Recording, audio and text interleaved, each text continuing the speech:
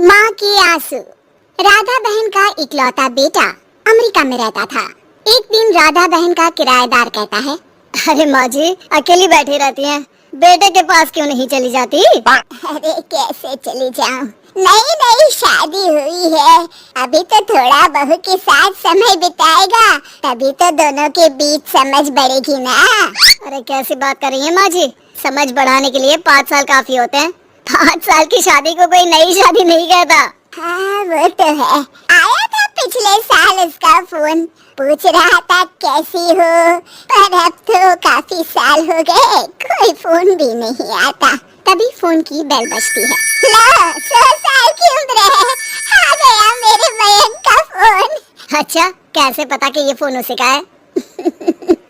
अरे कैसे पता नहीं चलेगा, माँ हूँ मैं। अरे रहने दो माँ जी, 1 साल से जिसका फोन नहीं आएगा वो अब क्या करेगा? होता भी वही है, फोन पर मयंक है। कैसी हो माँ? अरे बेटा तेरी आवाज सुन ली, अब तो मौत भी क्यों ना आ जाए, बहुत याद आती है बेटा। माँ मैं वो ऑफिस में था। अच्छा माँ वो रीना बोल रही थी कि तुम अकेली रहती हो इंडिया में, वो ठीक नहीं है, अब बुजुर्ग भी तो हो रही हो, अकेले पकाना खिलाना, वो चाह रही है कि अब तुम यहीं आ जाओ, हम लोग साथ रहते हैं ना। राधा बहन की आंख से पानी गिरने लगता है, वो कुछ नहीं बोल पाती। माँ हेलो, सुन रही हो ना माँ? बेटा तेरे साथ रहूंगी, सुबह शाम तुझे देखूंगी, और क्या जीवन में है तेरे पापा के जाने के बाद। तभी बीच में बेटा माँ को रोक देता है। हाँ हाँ ठीक है माँ, तो मैं आता हूँ अगले हफ्ते तुम्हें लेने के लिए। राधा बहन को तो मानो बुढ़ापे में किसी ने पंख दे दिए हो, उड़ी जा रही थी पूरे मोहल्ले में। अरे वो मयंक आ रहा है, अब तो अमेरिका जा रही हूँ मैं, वहीं रहूंगी। अच्छा है मौसी, आपका जीवन देखकर तो मुझे भी रोना आ जाता था। कोई बात नहीं मौसी, देर से ही सही सब अच्छा होने वाला है अब। राधा बहन दौड़ दौड़ कर सामान ला रही थी। अरे इतना सामान तो 2 साल में भी कभी नहीं खरीदा जो 2 दिन में लिए जा रही हो मौसी। अरे बेटा आ रहा है ना अमेरिका से। अच्छा तो पकवान बनाने की तैयारी चल रही है? हाँ बिल्कुल, उसको बेसन के लड्डू बहुत पसंद है। रात भर भूनना तलना ये सब प्रोग्राम चलता रहता है राधा बहन के घर में, और फिर वो दिन भी आ जाता है जब बेटा घर आता है। कौन? माँ मैं मयंक। ये घर का क्या हाल बना रखा है, न सफाई न धुलाई, कैसा लग रहा है ये घर? घर तो ऐसा ही था बेटा हमेशा से, बस तू थोड़ा कमजोर लग रहा है। क्या हुआ बेटा? ये कमजोर नहीं फिट होता है माँ। वैसे और बता क्या हाल है तेरे? बेटे के मुंह से हाल पूछने का अंदाज भले ही फॉर्मेलिटी वाला हो, लेकिन राधा बहन की आंख फिर भर आती है। अरे यार ये तुम्हारी हर बात पर रोने की आदत न जाने कब जाकर खत्म होगी। सही कहती है रीना तुम्हारे लिए। रीना बहू क्या कहती है मेरे लिए? यही कि बस यही एक आदत है तुम्हारी माँ की, इमोशनल ब्लैकमेल। अरे यार अब इसमें रोने की क्या बात है? ना ना कुछ नहीं, बहुत दिन बाद तो घर आया ना तो क्या रोएगी? हाँ क्यों?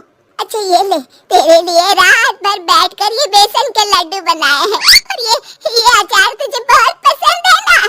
पसंद है नहीं माँ, पसंद थे। अब तो फिटनेस के लिए ये सारी फालतू चीजें मैं खाता भी नहीं हूँ। ये फालतू चीजें खाकर ही तो तू बड़ा हुआ है बेटा। अब रहने दे माँ, क्या क्या खिलाकर बड़ा किया है, मुंह मत खुलवा। कौन देसी घी में शक्कर डालकर पराठे के साथ खाता है? वो तो तुझे पसंद थे ना बेटा, तभी तो बनाती थी, नहीं बनाती थी तो रोता था तू। अरे तो रोने देती ना माँ, अब सारी समस्या उसी खाने से है शरीर में। वो तो भला हो रीना का जो हेल्दी डाइट देकर सब मेंटेन कर रही है। राधा बहन बेटे की आने की खुशी में इतनी दीवानी थी कि उसे बेटे के बात का अंदाज और लहजा समझ में नहीं आ रहा था। अच्छा रुक, पालक वाली दाल बना देती हूँ। रहने दे माँ, मैं होटल से ऑर्डर कर देता हूँ। इतने साल बाद होटल का खाना, माँ के खाने की याद नहीं आती थी। अरे माँ फिर इमोशनल डायलॉग, प्लीज माँ। अच्छा सुन, बहुत कम वक्त है हम लोगों के पास, जल्दी जल्दी सारी पैकिंग कर ले, और हाँ इस घर को बेचना होगा। कैसी बात कर रहा है, तेरे पापा और मैंने एक एक पाई जोड़कर इस मकान को बनाया था। हाँ पर तू जा रही है ना, फिर कौन मेंटेन करेगा? कैसे क्या होगा माँ, मैं तो अब इंडिया आऊंगा भी नहीं। बेटा तो सो जाता है, लेकिन माँ घर का एक एक कोना घूम घूम कर देखती है। सही बात है, क्यों मोह माया जोड़ रही हूँ मैं इस घर से, आखिर बेटे के साथ रहना ही तो होता है हर माँ बाप को, लेकिन इनकी यादें हर एक कोने में पौने दामों में घर को बेच बेटा और माँ एयरपोर्ट के लिए रवाना हो जाते हैं। माँ यहीं बैठ, मैं अभी आया। नहीं नहीं बेटा, मैं साथ रहूंगी, पहली दफा आ रही हूँ ना। अरे माँ, टिकट, बोर्डिंग, सामान, चेक इन, 10 काम है, करके आ रहा हूँ ना। ठीक है, जल्दी आ जाना, यहाँ घबराहट होती रहेगी। बेटा माँ को समझाकर चला जाता है। माँ बैठी रह जाती है लेकिन बेटा आता ही नहीं। एयरपोर्ट के लोग बताते हैं कि इस नाम का लड़का तो कब का अमेरिका की फ्लाइट लेकर उड़ चुका है। माँ किसी तरह अपने बीके हुए मकान में ही आ जाती है। मुझे कुछ दिन रहने दो, पता नहीं क्या हुआ, हो सकता है कोई मजबूरी हो बेटे की। नया मकान मालिक कहता है, अरे माँ जी, कमरा तो मैं आपको दे दूं, पर भाड़े का क्या? पति की पेंशन भी है भैया। ठीक है, आप आराम से रहिए, लेकिन एक बात बताइए, आप किसी रिश्तेदार के घर क्यों नहीं चली जाती? अरे कैसी बात कर रहे हैं आप, मेरा बेटा कभी भी आ